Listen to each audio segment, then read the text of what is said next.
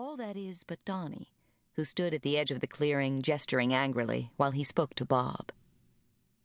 The flames cast jagged shadows on the boys' faces as they called up to her. Tom Gately offered her his beer, which she refused, but he stuck it in her hand, then rushed back to the fire as if he were afraid of her. They kept coaxing her to drink it, even though she insisted she hated the taste. "What do you like the taste of?" one boy called. "I don't know."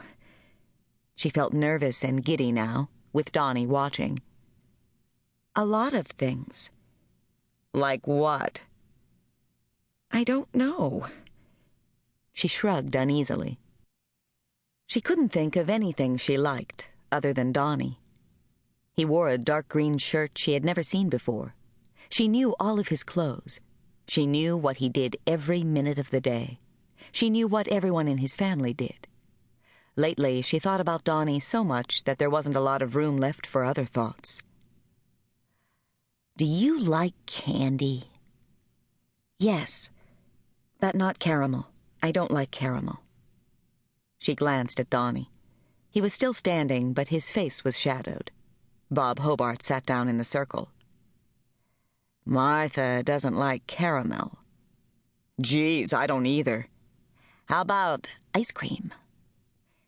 "Some flavors I like." She nodded, flattered by their rapt attention. Maybe they had changed. Or maybe it was her. Maybe she had changed over the summer. "Yeah, me too. Some I like, some I don't. How about you, Ed? What's your favorite flavor?" "Cherry. Long as the cherries are big, fat, juicy ones," Ed said.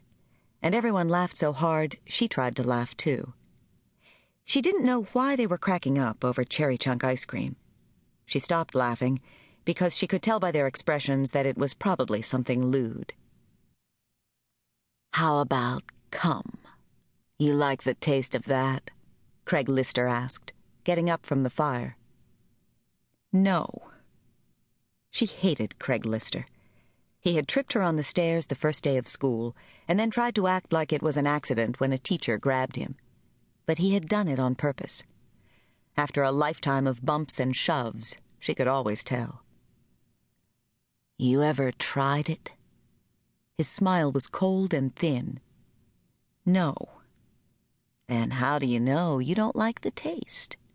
"I just know, that's all," she said, her chin out. Thought he was so smart. She hated boys like him. Rude, strutting, cocky boys. Hated them. "I don't know, Martha. I hear it's pretty good. You want to try some?" The fire crackled and spit. "No." She turned quickly and stared at Bob. "You said a minute. A minute's up, and I have to go home now." "Come on, Martha, try it. You'll like it," Kevin Moss called. "Yeah, Martha, come on." She saw Donnie laugh now, so she smiled. "See, she already did. She did Hobart on the way here," someone called. "Hey, Hobart," Craig Lister said, shaking his finger down at Bob. "Not nice, Hobie," sampling Donnie's surprise.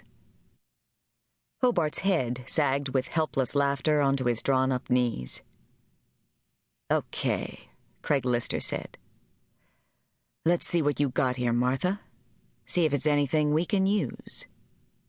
He had just undone the top 2 buttons of her shirt. Shocked, she stepped back and slapped his hand. He reached toward her again, and this time she hit his hand hard.